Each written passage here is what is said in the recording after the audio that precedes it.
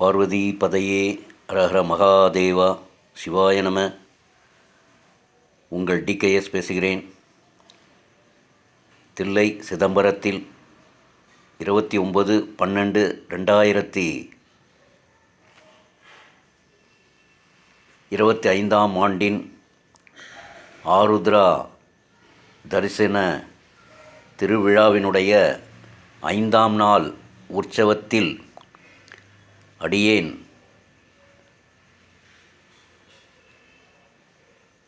தெரு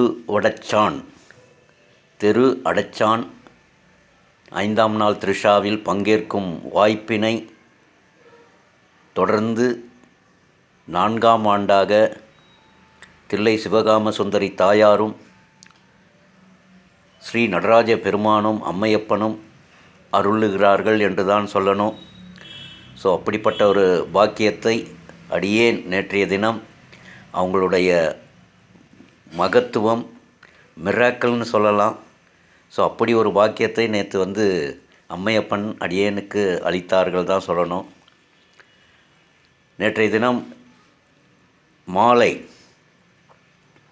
8 மணி அளவிலே திருமாணிக்கவாசகர் நேற்றைய தினம் திருவிழா வீதி அனைத்து மாட வீதிகளிலும் காலையில் புறப்பட்டு மாலை வேளையிலே எப்படி அம்மையப்பன் திருத்தேரோட்டத்தில் வருவார்களோ அது மாதிரி காத்தால புறப்பட்ட மாணிக்கவாசகர் பஞ்சமூர்த்திகளினுடைய உலாவினை நேற்றைய தினம் 5ஆம் நாள் திருஷாவை மாணிக்கவாசகரை சிதம்பரம் முழுவதும் காணலாம் மாட வீதிகளில். ஸோ அப்படி ஒரு பாக்கியத்தை அருளினார்கள் டிகேஎஸ்க்கு. அவர் மாட வீதி உலா வந்து மாலை வேளையிலே பெருமான் உள்ளே வரப்போகிறாரு. அடியேன் தரிசனம், பொன்னம்பல தரிசனம், நடராஜ பெருமானுடைய தரிசனத்தை பார்த்துவிட்டு அடியேன் வெளியே வரேன், பிரகாரத்திலேருந்து வெளியே வரேன். மாணிக்கவாசகர் உள்ளே வராரு. பாருங்கள் எப்படி ஒரு கடாட்சம் பாருங்கள். ஏன்னா பகவானை நினச்சி அடியேன் மெய் உருகுவேன். சில விஷயங்கள்லாம் கேள்விப்படும் போது டிகேஎஸ்னுடைய மெய்யானது அப்படியே உருகும். நெய்யை உருக்கினால் எப்படி உருகும் அது மாதிரி அடியேன் சில விஷயங்களில் அப்படியே ஆழ்மன பதிவின் போது மெய் உருகும் பாக்கியத்தை அவர் அளித்தார். அப்படியே உடனே அடியேன் என்ன பண்ண, எதிர்கொண்டு வந்த மாணிக்கவாசக பெருமானையும் பஞ்சமூர்த்திகளையும் திருத்தேரில் அவங்க திருத்தேர் வந்த தேரை அடியேன் பின்னாடி இருந்து தள்ளும் பாக்கியத்தையும் பெற்றேன். உள்ளர எடுத்துன்னு போய் எனக்கு கொஞ்சம் சற்று மேடான இடம். ஸோ அப்போது அந்தணர்களோடு அடியேனும் உள்ளே திருக்கோயில் உள்ளே அந்த மேடான பகுதியில் ஒவ்வொரு பஞ்சமூர்த்தி சுவாமிகளையும் மாணிக்கவாசக பெருமானுடைய தரிசனத்தை கண்டு அவருடைய திருத்தேரினை பிரகாரத்தில் உள்ள தள்ளக்கூடிய பாக்கியத்தையும் அடியனுக்கு பெற்றேன். பாருங்கள், இதெல்லாம் நான் செய்யலை, அவராக அம்மையப்பனாக அதை ஏற்படுத்தியிருக்கிறார். ஒவ்வொரு ஆண்டும் அடியேனுக்கு பலவிதமான அற்புதங்களை நிகழ்த்தி கொண்டிருக்கிறாருன்னு தான் சொல்லணும். அது மிகையாகாது. ஏன்னா யாம் பெற்ற இன்பம் பெருக வையகம், திருமூலர் கோட்பாட்டுப்படி வாழக்கூடிய டிகேஎஸ்க்கு அப்படி ஒரு பாக்கியத்தை, யாம் பெறுகின்ற பாக்கியத்தை எல்லோருக்கும் பதிவிடும் வகையிலே அடியேனுக்கு அந்த பாக்கியத்தை அம்மையப்பன் மாணிக்கவாசக பெருமான், நால்வர் பெருமக்கள், சித்தர்கள் அருளிருக்கிறார்னு தான் சொல்லணும். ஏன்னா அடியேன் வாழ்க்கையில் அப்படியே நடைமுறையாக வர்றதை அடியேன் பதிவு போடுறேன், ஆழ்மன பதிவு.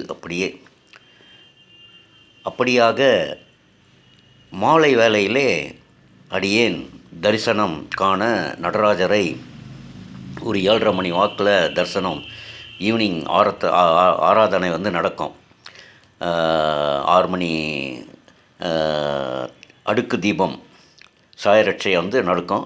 அப்படி நடந்து முடிந்து 3 ஆரத்திகளையும் பார்த்த பிற்பாடு முதல் ஆரத்தி வந்து சிற்றம்பலத்திலேருந்து பண்ணுவாங்க, 2வது ஆரத்தி பொன்னம்பலத்திலேருந்து பண்ணுவாங்க.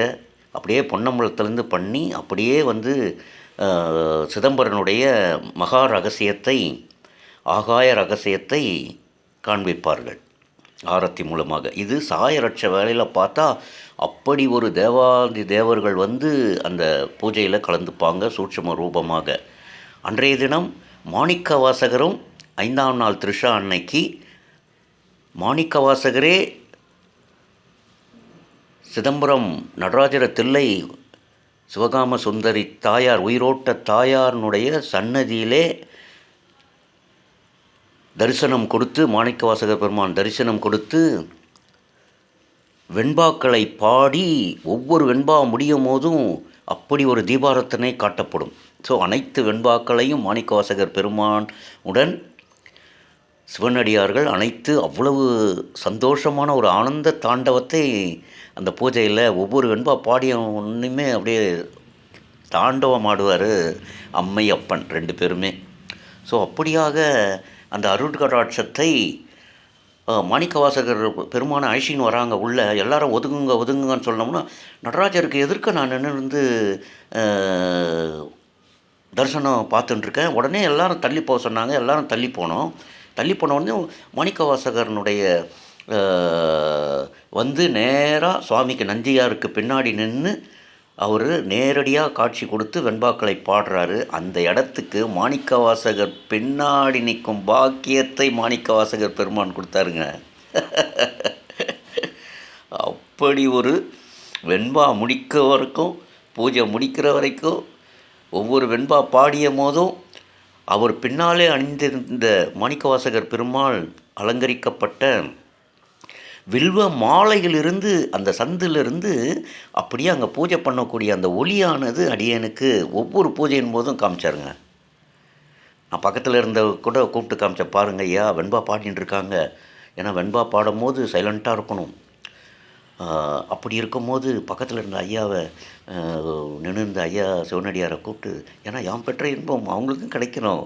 அதுவும் மாணிக்கவாசகர் பின்னாடி நின்று, அதுவும் 5ஆம் நாள் திருஷா அன்னைக்கு 2025 ஆருத்ரா தரிசனத்தை கொடுத்துருக்காருன்னா எவ்வளோ பெரிய பாக்கியம் எங்கள் அப்பா அம்மா செஞ்சுருக்காங்க. இப்போ பாருங்கள், மீண்டும் மீண்டும் மீண்டும் அவர் அழைச்சி 4 வருஷத்தில் தாய் தந்தைக்கும், என் தாத்தா பாட்டி மாமனார் மாமியார், என் உள்ளம் கறந்த இந்த உடலானது வளர்த்த அத்தனை பேருக்கும் வேண்டிக்கிட்டேன். எல்லோருக்கும் முக்தி கிடைக்கணும், எல்லோருக்கும் முக்தி கிடைக்கணும் அப்படின்னு. அப்படி ஒரு மனப்பக்குவத்தை அம்மையப்பன், தில்லை அம்மையப்பன், நடராஜ பெருமானும், தில்லை சிவகாம சுந்தரி தாயாரும் இந்த 4 வருஷமாக அருள்னிருக்கார். அந்த மகத்துவத்தை தான் இந்த புத்தாண்டு நாளில் வருகின்ற பொங்கல் 2026ஆம் ஆண்டு ஆங்கில புத்தாண்டுகள் போது இன்றைக்கி பதிவு பண்ணுறதுல அவ்வளோ மற்றற்ற மகிழ்ச்சி. அப்படி ஒரு மாணிக்க வாசகருக்கு பின்னாடியே நின்று, அதுவும் மூட்டைங்க பின்னாடி எவ்வளோ வெயிட்டு தெரியுங்களா, அந்த வெயிட்டை சுமந்துக்கிட்டே இருந்தேங்க. அப்படியே நீங்கள் சாதாரணமாக நடராஜரை பார்க்க முடியுமா, எவ்வளோ நெருக்கம் இருக்கும், அழுத்தம் இருக்கும். அத்தனையும் அடியனுக்கு பொறுமை காத்து, அடியன் உள்ளத்தில் அவ்வளவு பொறுமை, சாந்தி குணம், அமைதி குணத்தை கொடுத்து, மாணிக்க வாசகர் எப்படி இருந்தாரோ, மெய் உருக பாடினாரோ, அவருக்கு பின்னாடி ஒரு அடியனுக்கு அடியனாக எத்தனையோ சிவனடியார்கள் பின்னாடி இருந்தாங்க, ஞானவான்கள் பின்னாடி இருந்தாங்க. 30 முக்கோடி தேவர்களும் அந்த மாணிக்க வாசகர் பெருமானுடைய வெண்பா பாடும் போது சூட்சம ரூப